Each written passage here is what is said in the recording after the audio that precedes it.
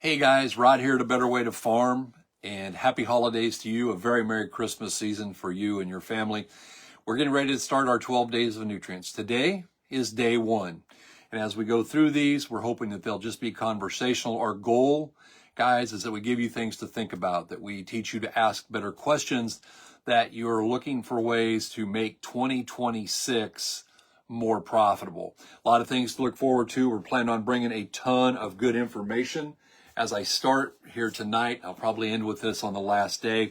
I'll run through the books that I use primarily. I use a lot of resources, but the 6 most common books that I use are the Western Fertilizer Handbook, the Anatomy of Life and Energy in Agriculture by Dr. Arden B. Anderson. And then in addition to that, we'll be looking from Donald Schrieffer from The Soil Up. We'll be looking at the Fertilizer Handbook put out by the Dry Fertilizer Institute. Hands-on Agronomy, a personal favorite from Neil Kinsey. We really do appreciate Neil and what he does. And last but not least, the Agronomy Handbook from Midwest Labs. And guys, you can grab this for $10, I think. You can order it from them, or if you so desire, you can just download it for free and print it. So you'd have the cost of your 3-ring binder, your ink, and your paper. As we launch off into this, guys, it's going to be fairly conversational. You can look forward to some really great Christmas sweaters. That's one of the things we appreciate. We hope that you enjoy a good Christmas sweater or a good Christmas hat or whatever it might be. I hope you're getting ready to put up some decorations, and as we get ready to celebrate the season of the birth of our Savior. But throughout this 12 days here, we hope to share a lot of good information and hopefully bring great value to you guys that will help you ascertain how to do a job that makes you more cash. As we launch off into this, we're going to start with day one. Day one is nitrogen. It's the big one. It's the one everybody likes to put a lot on. It gets the most volume. It gets the most press, and we're well aware of those. I found a paper here that I printed off on the 14th day of December in 2016. So that's been some time ago, almost 9 years. And it's the roles of the essential nutrients in crop development. And so each night I'm going to try and start with these, and we're going to start doing the macronutrients again. And so what about nitrogen? What do they have to say about that? Well, we know that it's necessary for the formation of amino acids, and we know that's the building blocks of protein. It's essential for plant cell division and therefore vital for plant growth. It's directly involved in photosynthesis. It aids in the production and the use of carbohydrates, and it does affect the energy reactions within the plant. Some of the reasons that we know that we need it, and we're well aware of that. As we start looking at nitrogen, we are aware that it is abundant within our atmosphere. I guess I should say it that way. 78% of our atmosphere is nitrogen. As a matter of fact, above every acre of ground in the United States, there is 35,000 tons of nitrogen. That's a lot of nitrogen. And the fact of the matter is, guys, we've got a gob of nitrogen up there. We just got to figure out how to grab hold of it, utilize it, and run it correctly. And so as we start looking at this 35,000 tons, some people would say only 34,000. We'll give or take 1,000 tons. So there's somewhere between 68 million pounds and 70 million pounds. So there's a lot of nitrogen in the atmosphere. Oh, side note, for all the people who are freaking out about CO2 in the atmosphere, here's a little trivia fact. You can look this up on Dr. Google about anywhere and ascertain the answer to the question is, how much CO2 is in the atmosphere? How much CO2 is in the atmosphere? Just a little trivia question for your holiday get-togethers. The fact is, it is 0.04%. That's the amount of CO2 that is in the atmosphere. Knowing that we need CO2 for plants, that's kind of an interesting fact too. But as we start looking at this, that is 4/100ths of 1%. 4/100ths of 1% is CO2. Back to nitrogen. As we start looking at some of what people have to say here, we'll start with Don Schrieffer. And I do appreciate all the work that he does and has done in the past. And he talks about the fact that nitrogen is a growth element, just like that sheet that I read you said. Nitrogen is a growth element beyond the shadow of a doubt. That's not always a good thing. An excess of nitrogen will accelerate vegetative growth. Excessive top growth can create deficiencies in other nutrients, setting the stage for diseases, insects, and reduced yields. It is particularly damaging when applied too early in the life of a plant. A small root system cannot gather in sufficient quantity of nutrients to support a nitrogen-accelerated top growth. Our goal is to grow roots first and avoid forcing the top growth until the soil conditions favor microbiological activity and nutrient release. Timing and placement of nitrogen are very important. Without a question, according to Donald Schriefert, nitrogen is the most mismanaged element in agriculture. Guys, let's break that down for a minute. This would make the case for multiple applications. Now, I understand there are some people who are farming point rows and terraces and hills, and so a side dress doesn't work. And if you have to front load your nitrogen, we understand that. Guys, we are firm believers that there is no one size fits all in agriculture. We firmly believe that. And we have to do what we have to do. However, there is a difference between doing what we have to do and doing what's easy because we want to take the easy way out. And so I think we can make the case here for multiple applications. If we're going to do this in a way that's the most judicious, we would put on a small amount up front, maybe 30 to 60 pounds. We favor more towards the 60 because that gives us a longer window to get back in there. But when we read this and we read other books, and we'll see this too, when we front load all of that nitrogen, we increase vegetative growth. When we increase vegetative growth, the plant cannot, because that's early in the year and it's cold and the microbiology hasn't kicked in yet, the nutrients aren't releasing, there is no way to get enough of the other nutrients in there to help compensate for that shortage that's created by too much vegetative growth. Just a little sidebar making the case for slowing it down and putting it on over the course of time. We also want to talk about this on as you move on back in here to some other things that Donald wrote. He talks about the conversion process, that we convert ammonium to nitrite, which is brought about by the Nitrous Simona bacteria. The nitrite is then converted by the Nitrobacter bacteria to nitrate, which is negatively charged. In other words, the nitrogen starts out as a cation or a plus charge and ends up as an anion or a minus charge.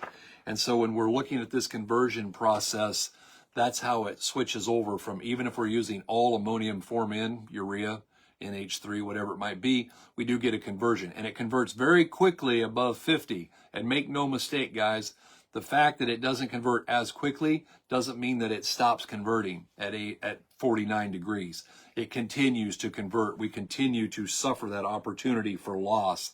And we need to be thinking about that as we walk forward in our nitrogen program. He talks about the fact that broadcasting excessive nitrogen is going to destroy the soil humus and the tilth. And he talks about the fact that when excessive nitrogen is present, the organisms in the soil will multiply if they have access to carbon for energy. The ideal method to decay carbonaceous residues, such as corn stalks, is to spray a liquid nitrogen directly on the plant prior to incorporation. That minimizes the bathing of the entire soil with too much in. He's talking about the soil digester or the stock digester that we push. We talk about how to build your own stock digester. There are a lot of stock digesters out there that work. I don't have any question about that. Some of them are really good. But one of the things that we can do is build our own with a base of about 5 gallon of 28 or 32. And when we do that, we spray that, even if we're going to work our ground in the fall, if we're going to incorporate those into the soil to speed up that decomposition, which is a great plan, I think, unless you're no-tilling, obviously. And guys, make no mistake, we're not here to preach minimum till, maximum till, no-till. We do favor the less tillage, I will say that. However, that being said, putting some nitrogen on with a couple of other things in there can really speed up that decomposition and make things work way better for you. He also goes on to say that he believes, and we do too, that the triad of nitrogen, phosphorus, and zinc will always function better in a combination than when used individually. We believe that nitrogen functions best in the presence of phosphorus. Since phosphorus is necessary for energy release within the cells, its adequate uptake during periods of rapid vegetative growth is most important.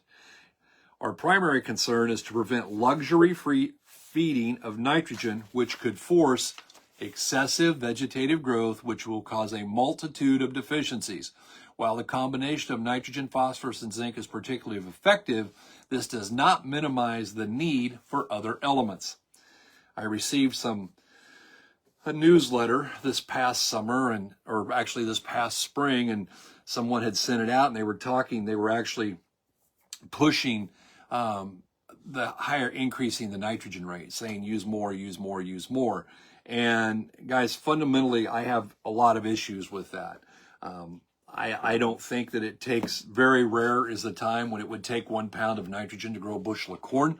I think that we are doing ourselves a huge disservice when we're letting nitrogen get into the groundwater. And you can say, well, I don't care about the environment. Well, first of all, we should all be concerned about the groundwater. And we should also be concerned about the economic ramifications of that, because any nitrogen going into the tile and going out the end of the tile there into the groundwater is just money thrown away. Why do we want to do that? I'm going to get up on my soapbox for just a minute. I think that there are a lot of people who are very smart and are working very hard to do some things. But one of the things they're trying to convince you to do is to go down at the end of your tile line next to the ditch. They'd like you to dig a big hole, and then they'd like you to fill the hole with a lot of wood chips.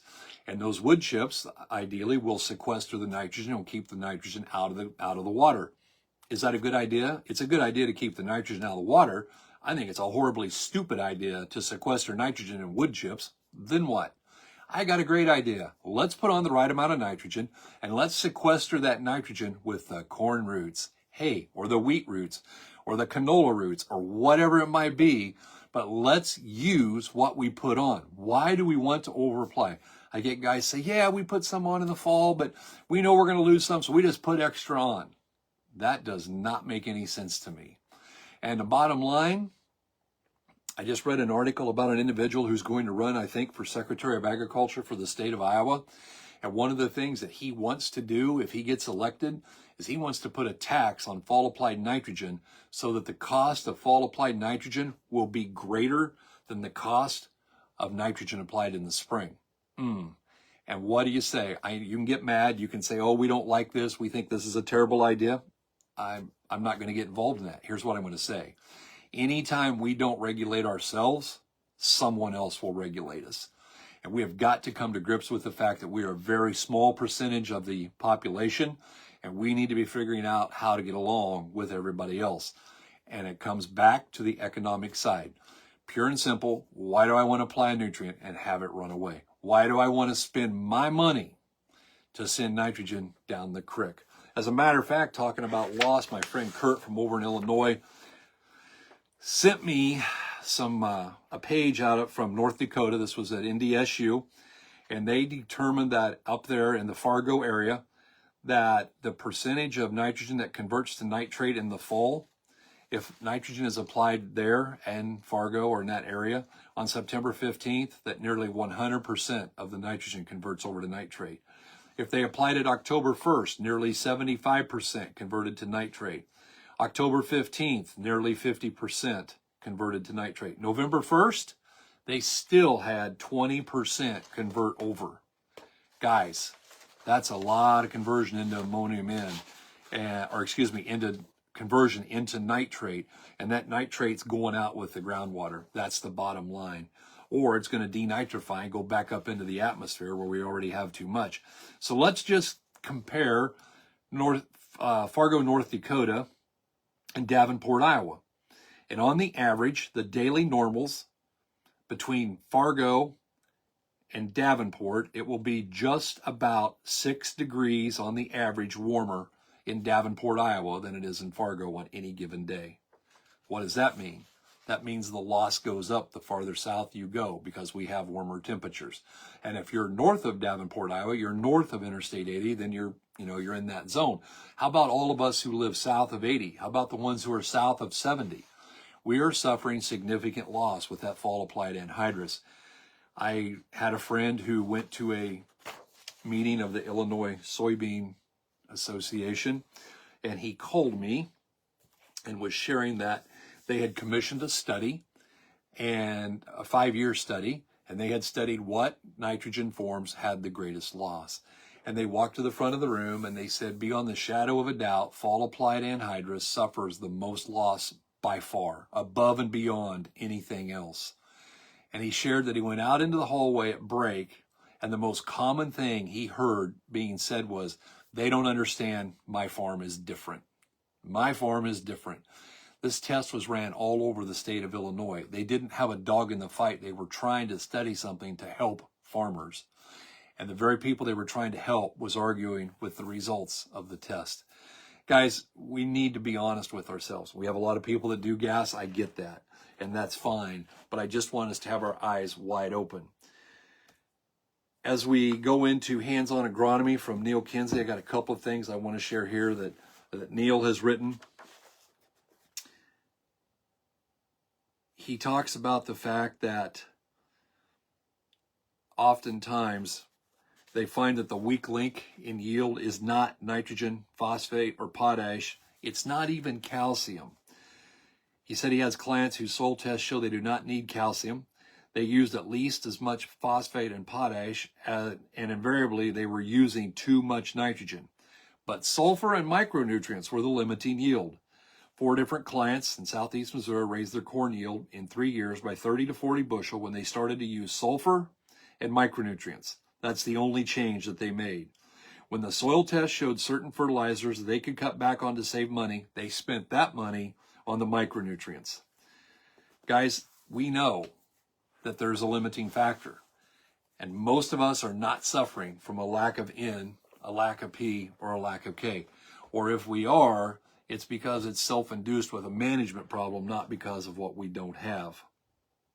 Guys, we know Mulder's ball exists. We know that there is a huge relationship between all of the different nutrients and how they interact with one another. We know that when we put on too much nitrogen, we know that that creates a shortage of potassium.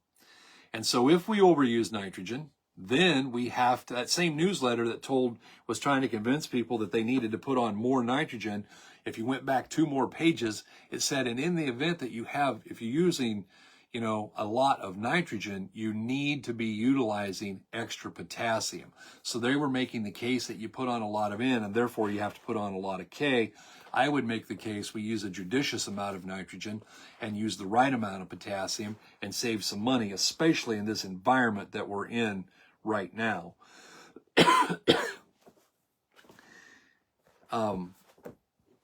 He went on to say, in his writings here, again, talking about the fact that the overuse of nitrogen will burn out the humus supply. It creams our organic matter. And he said that the humus is a big source for sulfur. The higher the humus content, the more sulfur we can hang on to. The bottom line remains the same. The overuse of nitrogen will burn out the humus supply and will destroy the storage system for sulfur.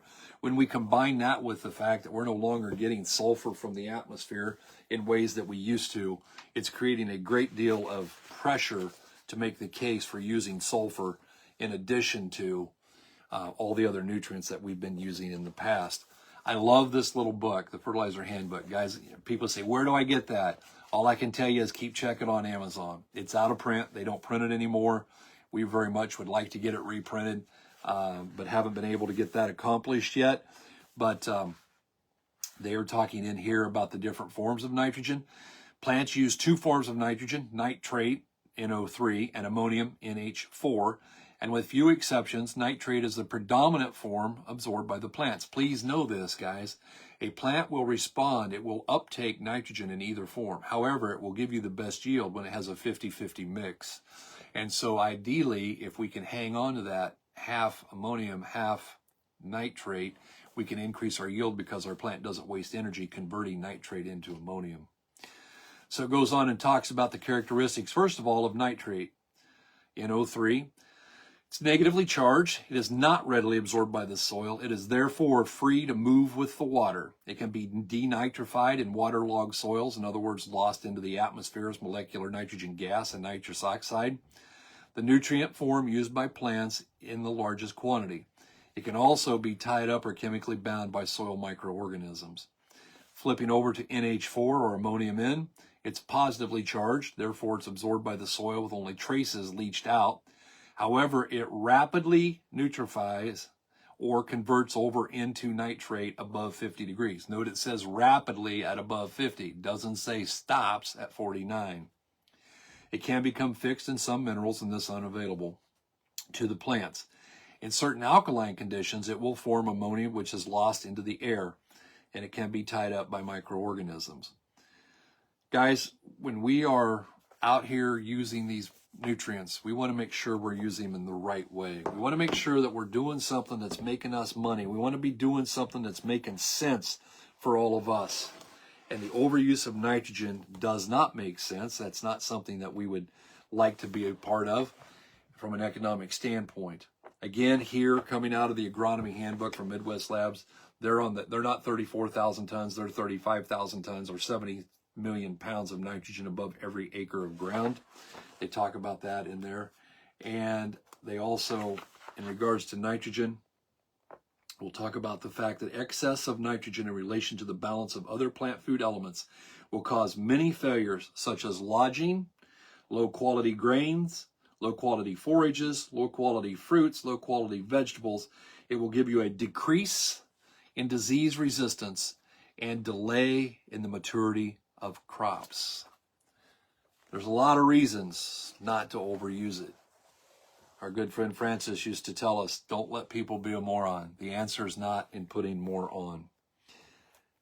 I do have a bias against anhydrous. I openly admit that. I had a neighbor who was somewhat blinded when I was age 12 by an anhydrous failure.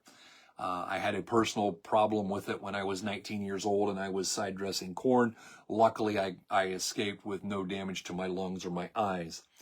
I look at the situation that happened a few years ago, maybe 18 months ago, not sure, down in Teotopolis, Illinois, where there was an anhydrous tanker that wrecked and it killed a family. A woman lost her kids and her husband. He just opened the door, was the only thing that he did to see what all the ruckus was about, and it got him. We have other friends that we know, one person in particular who's had a family member who was killed by it. I don't think, guys, that the cheapness of it doesn't offset the risk. I don't think it offsets the responsibility that we have to our friends and to our neighbors, to our hired men as they're doing this. But throwing that aside, let's just talk finances. We know that we're going to have significant loss when fall applied. Guys, in regards to managing our nitrogen, we have to come up with a way that works for each individual. Again, there is no one size fits all. I wish that everybody could just go out and pre-apply everything and put it on all at once and everything would be grand and glorious and that would be easy. But the fact is, that's not reality. There are certain people who will have to. And if you're someone who has to front load your nitrogen, if you're farming point rows, if you're farming terraces, if you're farming all of the different things that create a need to not be able to side dress, then we understand that. However, if we're going to front load it, then we need to be using one of the 3 stabilizers that have been proven to work. And that's important. And by the way, we're going to talk about those stabilizers that do work and those stabilizers that don't work at our Fundamentals of Agronomy. We're actually going to be out in Central Ohio coming up here later in the week, and we're going to be in 5 different locations. And if you would like to attend one of those Fundamentals of Agronomy, reach out to us. We would love to talk to you about how you could go spend 2 days taking an in-depth dive into what it is that you can do to perhaps make another 15 to 50 bucks an acre this coming year. Guys, we know that nitrogen interacts with so many things. We know that having the right amount of zinc on is important when we do that. We know that it's really important to have the right amount of potassium. And I'm super excited. On day 2, we're going to do phosphorus, but I really am just jumping up and down to get into potassium. We've learned some new things this year, and I'm really anxious to talk about that. I'm going to dispel some myths that have been put forth. I've actually got a paper that I printed off where they actually did a study and came up with some, in my opinion, incorrect conclusions. And if you'll tune in, we'll talk about those and see if you agree with us or not. Guys, all of this is done in a spirit of sharing. We don't expect everybody to agree with everything that we do, but we are here hoping to bring you something to think about and something to make you more profitable. If you find value in what we do, share us with a friend. If you're finding us on social media, on Facebook, tag a friend. If you found us on TikTok, follow us for good. If you'd like to do some podcasts, we drop a new podcast each and every week, and there's always a lot of good people on there sharing great information. We're getting ready to do another one on potassium that's going to be really exciting. It'll be kind of a tie-in with what we're going to do here when we do day 3 on the nutrients. At any rate, we appreciate you guys for tuning in and giving us some time. We thank you very, very much. We look forward to talking to you again on day 2 when we talk about phosphorus, and we really do hope you're going to have the best of holidays. Merry Christmas.